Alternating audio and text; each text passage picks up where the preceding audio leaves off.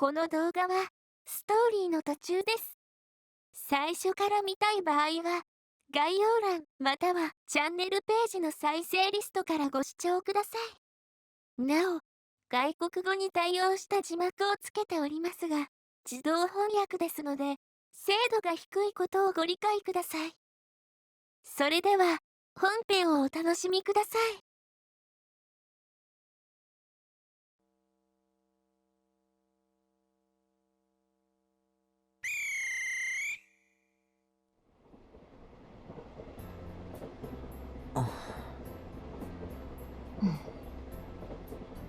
午後8時。見回りの警備員にいい加減怒られ校舎を追い出された時には晩秋の夜はとっくに更けまくっていた。何？徒歩通学の小木曽と駅前で別れ、同じ上り電車で帰路に着くトーマと俺はおよそ一駅間失っていた会話をやっと復活させた。どうかな、小木曽の歌。俺的には相当いい線いってると思うんだけど。そうね。確かに素人だけどうまい部類に入る。というか普通の人間はあの声だけで騙される。というか3人でいる時もほとんど小木曽が会話を振ってたから、実際には数時間ぶりの会話になるのかも。だよな、俺の見込んだ通りだ。さすが人からの女王。それって領民は一人もいないんじゃ。小木曽としてはトーマに排除された俺と俺を弾いたトーマに気を使ったんだろうけど、まあそれはともかく、これでボーカルの方は目処がついたかな。そっちは最初から当てにしてた。むしろ問題なのはそれ以外。でもそんな些細なことを気にする俺じゃない。俺たちが学園祭のステージで輝くためには避けては通れない道だから。まずはベース。まあ俺も明日からもう一度当たってみるけど。へえ、たった一日で人の心配ができるレベルにまで上達したんだ。ああ。いやだから全然気にしてないんだって。北原、それでだな。何？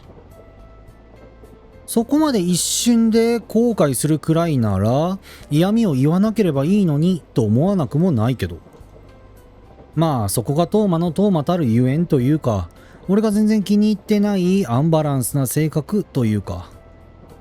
お前家で練習できる？マンションだから学校みたいな風にはいかないけど、まあヘッドフォンでなら。そっか。やっぱ家でも自主練しないとダメか。当たり前だ。お前の場合今から毎日24時間練習しても間に合うかどうかってレベルなのに。でこの後悔が学習につながらないところも俺は別に気にするけど嫌じゃない。気にするけど少なくとも今日練習したところのおさらいを一通りやること。ノーミスで通して弾けたら寝ていいから。わかったよ。晩飯食って勉強した後。勉強？いやだって学園祭が終わったらすぐに期末。学生の本文は。じゃあ学園祭出んなよって話になんねえからやめとけや。わかったよ。ちくしょう、いつも準備してないやつは気楽でいいな。昨日までとは完全に温度差が逆転しているような気がする。なんというかトーマの音楽に対するこだわりは半端じゃないというか、お前にはそれしかないのかというか、いやそうやろ、そりゃそうやろ。音楽に対しては音楽にだけは誠実でないと、さすがにね、トーマレベルになってくると。だいたい北原だったらとっくに上の推薦取ってるでしょ。なんで今更勉強なんかするわけ？テストの時って一月前から勉強するものだろ。定期だろうが実力だろうが模試だろうが。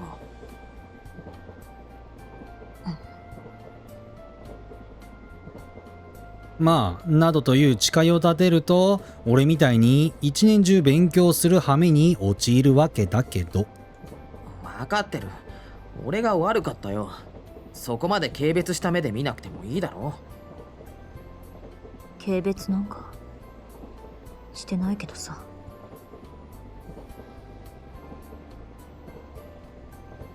ああ、約束する。もう学園祭まではギターのことしか考えない。その代わり信じさせてもらうからな。何を？トーマがあとは絶対に何とかしてくれるって。え？俺は自分のパートだけに全力を尽くせばいいんだって。我ながら情けない宣言だとは思うけど、今日入ったばかりのトーマにおんぶに抱っこはみっともないけれど、本当に頼むな。任せておけば。ああ、でもやっぱりその他人事な態度がとてつもなく頼もしい。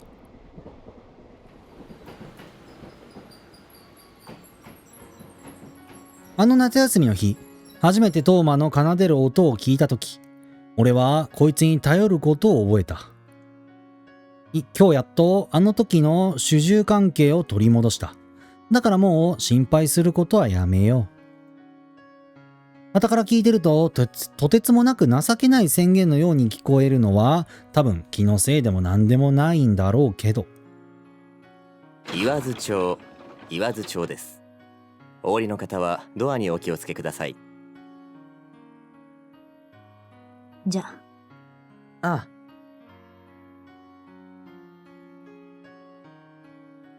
学園から3つ目の駅、トーマの家の最寄り駅。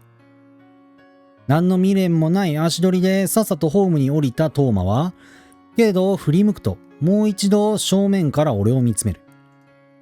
あのさ、何？本当は北原も早めに合わせておく方がいいんだけどな。でもやっぱり口にするのはそういうことで、こういう心配の仕方が本当にこいつを仲間に引き入れておいてよかったって実感する一瞬だったり。けどまずは小木曽が最優先だろ。ボーカルさえきっちりしてればギターがどうなってようとあんま気にされないしな。いや、結構気になるんだよ。ギターは。ベースはいいんだけどね。ま、ぶっちゃけそうなんだけど。意外と音ってね、ライブってね、音楽気になるよ。ドアが閉まります。ご注意ください。だから今日のことは本当に気にしてないって。まあなるべく早めに俺の方も見てくれると助かるけど。努力するよ。それじゃあまた明日。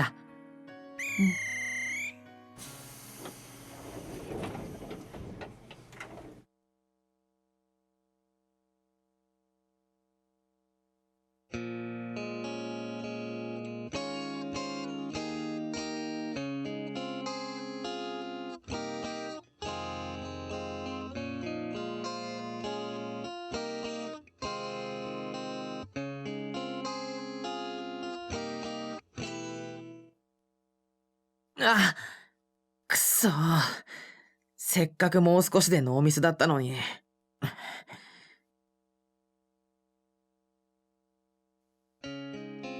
今度こそ。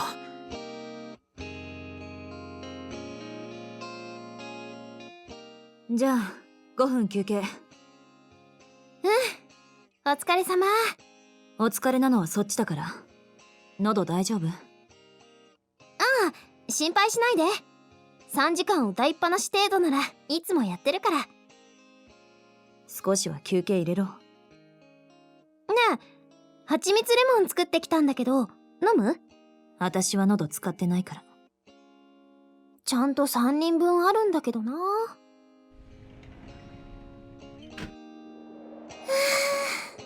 気持ちいい風。寒い。あ、北原くんのギターだ。頑張れ。下手くそ。だから寒い。もうちょっとだけ。休憩時間の間くらいいいでしょ？勝手にすれば。勝手にさせていただきます。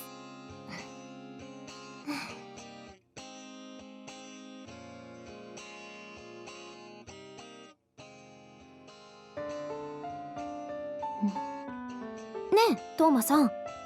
何？そろそろ北原くんもこっちに呼べばいいんじゃない？全然。まだまだ。でもさ、だいぶミスもなくなってきたみたいに聞こえるけど。ミスはしなくなったけどテンポが合ってない。難しいところになると急に遅くなってたりするし。だけどもう時間ないんだよね。そろそろみんなで合わせないと本番に間に合わないんじゃ。ちゃんと私の計画通りに進んでる。みんなで合わせるのは週末くらい。もう大丈夫だと思うんだけどな。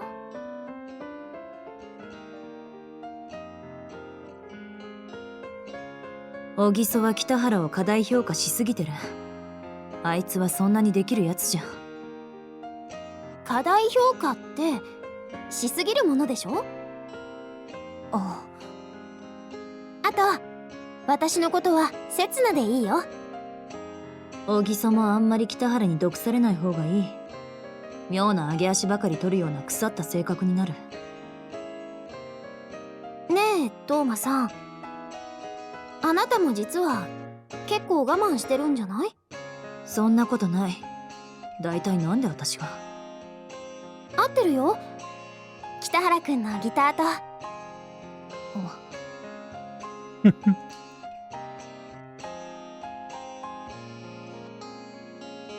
よし、今度こそ。うわっ！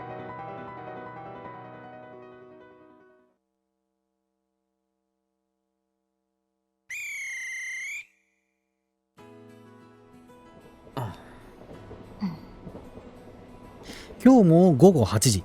練習が始まってもう3日。見回りの警備員に、またトーマさんの娘さんか、と顔をしかめられるくらいには、トーマ家の意向を最大限に利用した3日間。疲れてる？全然。俺はちょっと。そういうことは先に言え。私もちょっとだけ。なんでそんなことでまで意地を張る？いつものように真っ暗な道を3人で歩き、駅で1人減って電車に乗り込んだ俺たちはいつもよりちょっと元気のない会話を交わした。ちゃんと寝てる？いつものことだから4時間くらい。勉強といろいろな頼まれ事をほっぽり出して、その分の空き時間をすべてギターの練習に費やしてる。昨夜俺が床の上で目覚めた時、ギターがベッドの上で、毛布にくるまれてたっけ。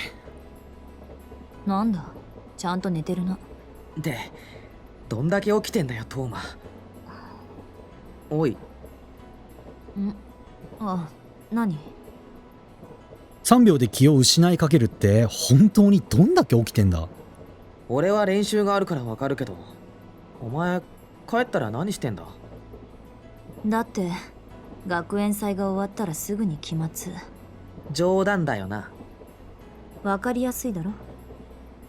そういう冗談を俺に言ってくれること自体は結構嬉しいんだけど、時と場合をわきまえてほしい。なんか無理してる？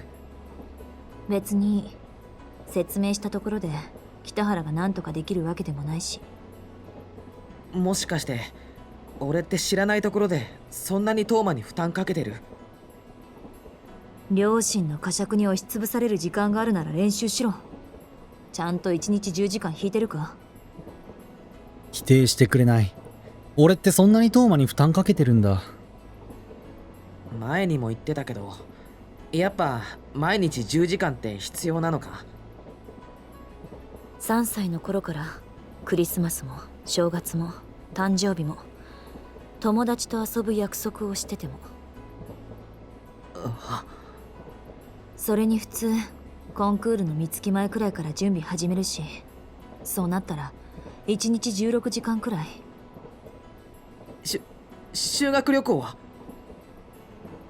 ほんと細かい上げ足取りばかりだな北原は。3年に1度くらいはそういう日もある。よかった。1000日に1日くらいはそういう日がないといくらなんでも辛すぎるだろうしな。1000日のうち999日くらいがああいう日っていうのはどうなんだろうというのは考えたくもないけど。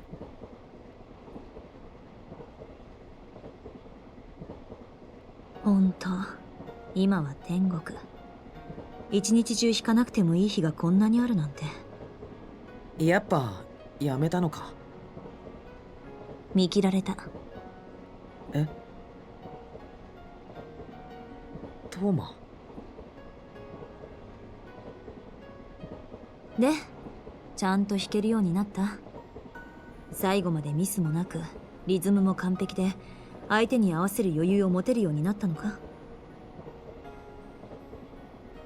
それは明らかに今までの会話を後悔した上でのあからさまな話題のすり替えだったけれど、自分ではだいぶイケてるんじゃないかと思ってるけど、合わせられるかどうかは合わせてみないとなんとも。そっか。その転調に合わせられるくらいには俺の人生練習は重ねてきたつもりだ。もう合わせても大丈夫か。聞き違えるなよ。合わせてみないとなんともだ。なら、合わせるか。そりゃ願ってもないな。じゃあ明日の放課後は。明日は小木曽の仕上げ。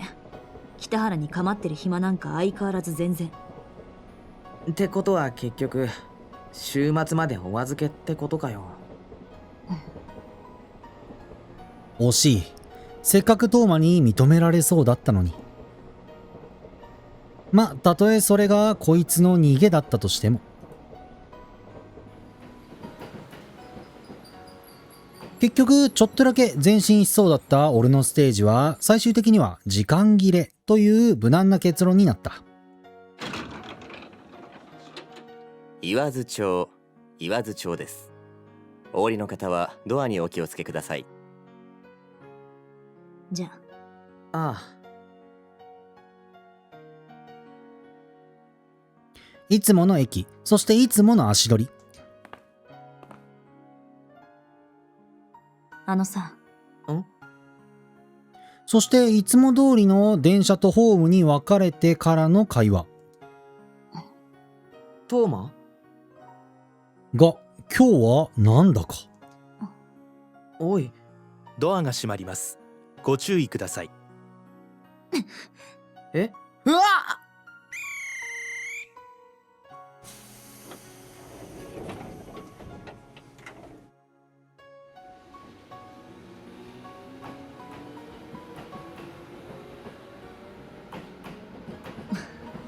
おい。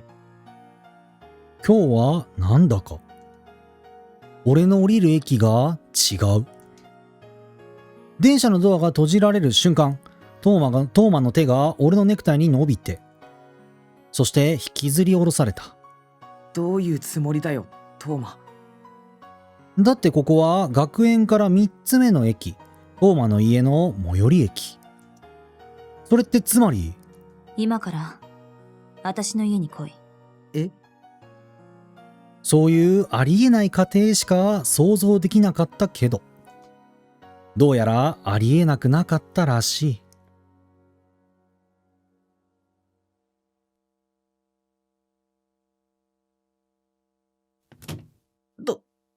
トーマ、ちょっと、おい。早く来なよ。いや、こんなことって。どうしたの？今になっておじけづいた？すげえ。おじけづくわ、そりゃあ。プロスタジオやん。現在午後9時。場所はあろうことかトーマ家の敷地の内側。けどそれはさほど問題ではなくて、いや普通ならとんでもない問題なんだけど。ありえねえだろこれ。そう言われると思った。だから本当は誰も呼びたくなかったんだけどな。家にスタジオがある。やべえな。トーマ家はまず門をくぐる段階で岡山のボンボンの末裔をビビらせたにもかかわらず、そんな外観の豪華さは単なる序章に過ぎなかった。玄関を入ると冗談みたいにでかいリビングや窓の外に見える手入れされた広い庭にビビる暇もなく、いきなり階段を降りさせられた。トーマがその地下室の電源をつけると20畳くらいの広めの白い部屋があり、そこにはピアノをはじめたくさんの楽器が転がっていた。けれど何より俺の目を点にしたのは、部屋の天井からぶら下がっている高そうなマイクと部屋の奥にあるガラスで仕切られた狭い部屋。ここは？私の練習部屋だけど。それはごく一部の使い道だろう。なんで一般家庭にこんなものがあるんだ？ガラス越しの、隣室は学校の放送室にあるものよりもう少し豪華な機材で埋め尽くされていて、それらがここの用途を如実に物語っていた。というか、竹谷たちがたまに使っていた近場のレンタルスタジオよりもはるかに上だ。もともとはとある世界的に有名なアーティストの自宅兼スタジオだったのを、うちの母親が設備ごと買い取って。アーティストって？だからとある。本当は正体知ってるよな。そうなんだよな。世界的に有名と言ってる時点で。というか、トーマの母親も立派に世界的に有名なアーティストだけど。しばらくピアノ以外使ってなかったから、昨日まで業者呼んでメンテナンスしてもらってた。ま、なんとかまだ使えるみたい。学生の分際で。悔しかったら親に放っておかれてみろ。さりげなくそういうことをネタにするな。重いわ。なら軽々と突っ込むな。そういうこと言うと謝るぞ。謝っちゃうぞ。ものすごく気まずい雰囲気にしちまうぞ。練習するぞ練習。北原の望み通り思う存分合わせてやる。よろしくお願いします。トーマ先生。なんだかんだでいつの間にか私服に着替えとるな。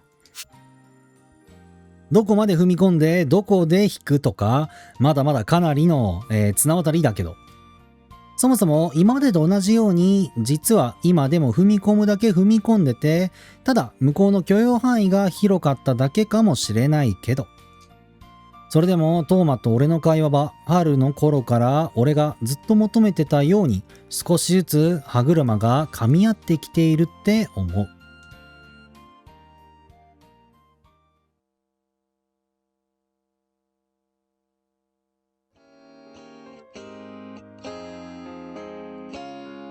ほら外した。わかってる。ああ、今度はずれてく。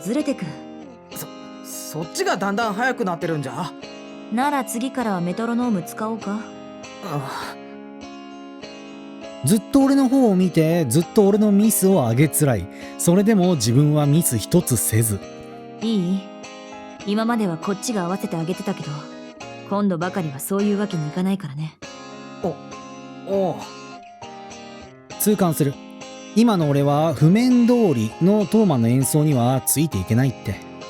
ボーカルはともかくシンセはリズム変えたりしないから、自分からついてくこと覚えないと。うん。今までどんだけ俺に合わせてくれてたんだ？どんだけ理不尽な苦労を強いられてきたんだ？全然ダメ。前から思ってたけど才能ないね北原。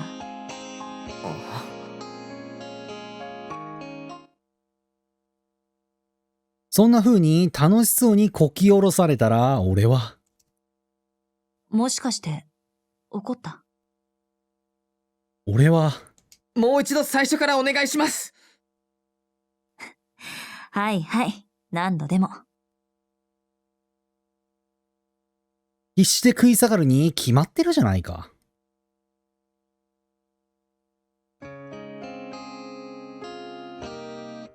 こら今度は早い。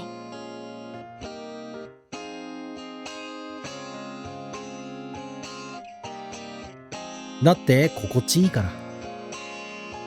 トーマが俺のミスを一生懸命探すのが、トーマが俺の拙い指の動きを笑うのが、トーマが俺を、諭すために落とすためにいつもは貧しい語彙を今だけ総動員するのが、トーマが俺だけを見ているのが、ずっと俺に笑顔を向けているのが。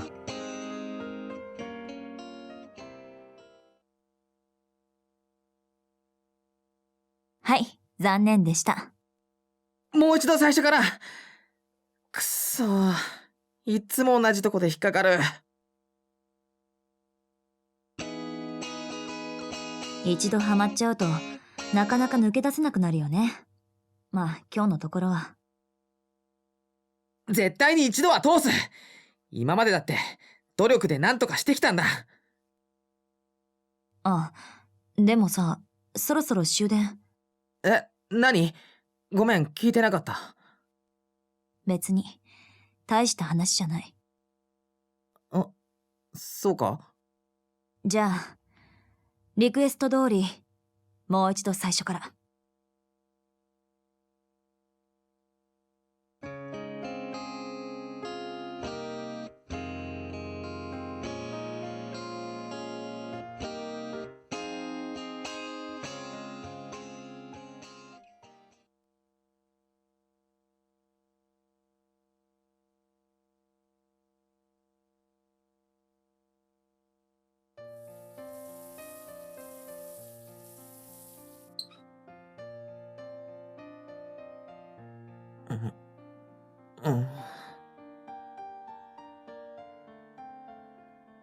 目が覚めると、そこは明かりがキラギラと、灯る白い部屋。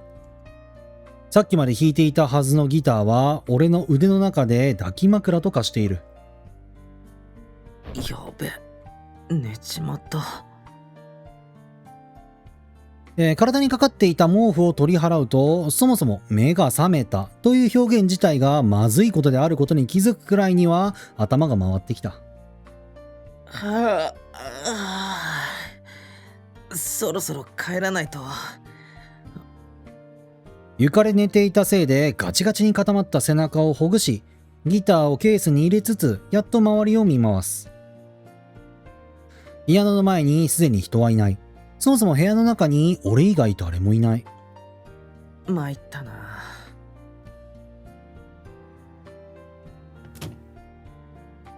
中途半端に寝たせいでだるい体を無理やり起こし、地下室の扉を開く。もしかしたら終電が行ってしまった後かもしれず、だとしたら深夜のタクシー代は学生にとっては痛恨以外の何物でもない。しかも時計壊れてるし。まるっきり見当違いの方向に向いた針に悪態をつきつつ、俺は数時間ぶりに地上の空気を吸い、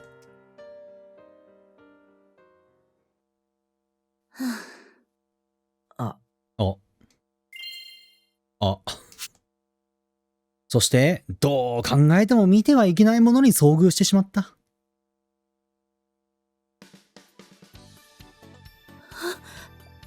北原！いや待てトーマ、俺は今いろいろと問題を抱えてることに気づいたんだが、一つ一つ質問していいか？人に物を尋ねる前に向こう向け。それと俺起きたばかりで混乱してたんだ。その辺の事情を汲み取ってほしい。そんなこと知るか。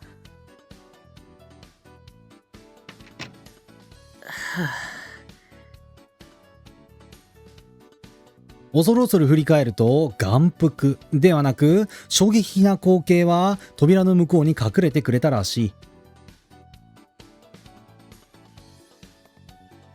い。まったく何なんだ。自分の家で風呂に入っただけでなんでこんな目に。あ、キヌズリョンが。まず最初の質問だけど、今何時だ？などといろいろと湧き出しそうになる煩悩はこの際置いておく。自分の腕時計でも見てろ。いや、それがさ、狂ってんだよ。なんか7時50分とか指してるし。狂ってるのは時計じゃなくてお前だというオチだな。マジで。これで2つ目の疑問。どうして外が明るいんだ？もう同時に解けてしまった。私はそろそろ学校へ行く。今出てちょうどギリギリだし。嘘！俺着替えてないよ。風呂も入ってないし、顔すら洗ってない。知るかそんなこと。そんなことって。どうすんだよ。無断外泊とか深夜徘徊とかクラブ通いとか根も葉もない噂で推薦取り消されたら。男がそんな耳っちい心配するの。だいたい無断外泊は事実のくせに。それはそうなんだけどそう事実だ。無断外泊したこともそれが初めて訪れた、一人暮らしの女の子の家だということも、そう東間和沙の家だということも。このことを竹谷が知ったら、称賛してくれるだろうけど、その後何もなかったと聞いて口汚く罵るだろうな。そんなに困るんなら一度家に帰って風呂に入って着替えてくればいい。いや遅刻はまずいだろう。俺入学以来一度も。ああ言えばこう言う。私はもう知らん。勝手にしろ。あ、もう一度リビングのドアが開くと、俺が毎日目にしているいつものトーマが出来上がっていた。しかしいつもと全く同じ外見でも、その制服に包まれた内部をつぶさにイメージできる。今の状態では。どうして目をそらす？いやちょっと。静止できない。じゃあ私は先に出る。これ鍵渡しておくから、学校に着いたら返して。待て、置いてくな。俺駅までの道を覚えてない。なら早く支度しろ。そろそろ走らないと間に合わない。わかった。すぐ荷物持ってくる。またしてもトーマの本当はいいやつに、救われた。終電が出る前に起こしてくれればいいのにと一言言いたくもあったけど、まあやめとこう。それから最後に。何？悪かった。お前のあられもない姿を見てしまって。言うな。忘れた頃に思い出させるな。言わないのがマナーだぜ。